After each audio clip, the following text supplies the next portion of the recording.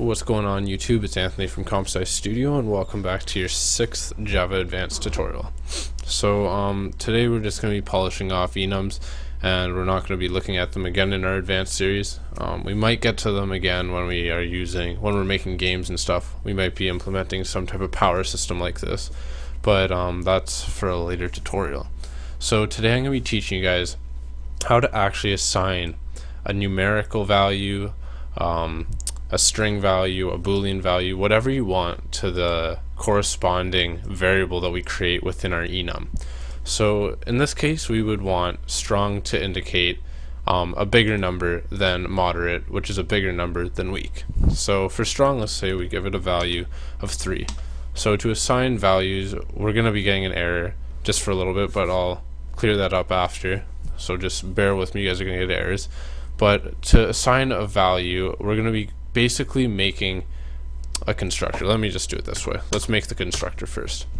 So the first thing we're going to have to do is we're going to need to make a temporary variable to hold the strength of our of each value in our enum. So we're going to make an int strength variable.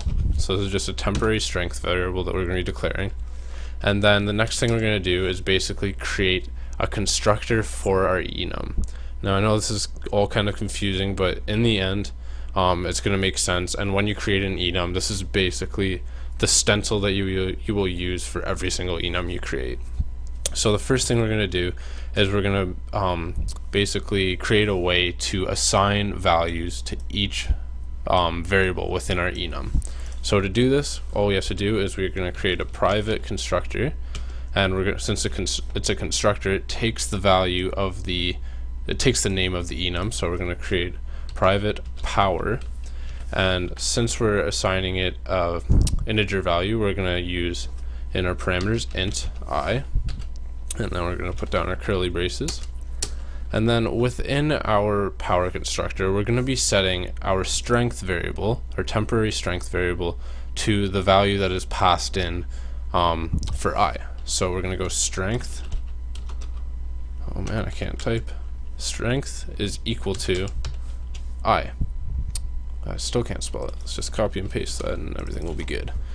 Alright, so now that we have this, we're actually allowed to put brackets beside here. We could put in a value of 3.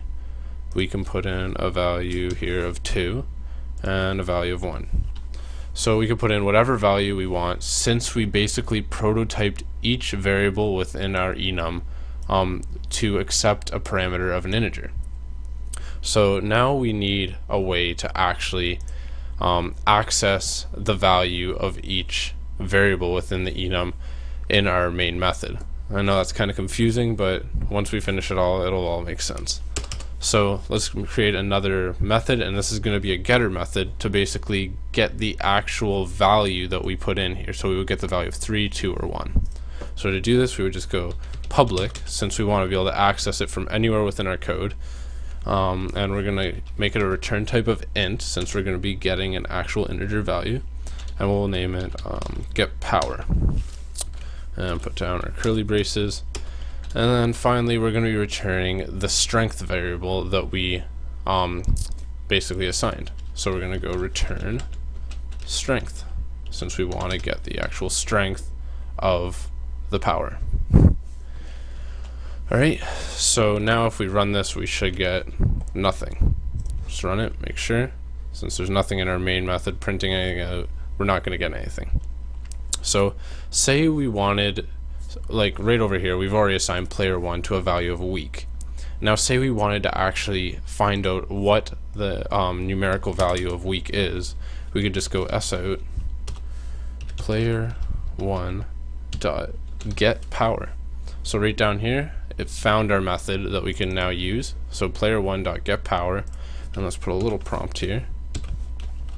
The strength of the player is 1 should pop out.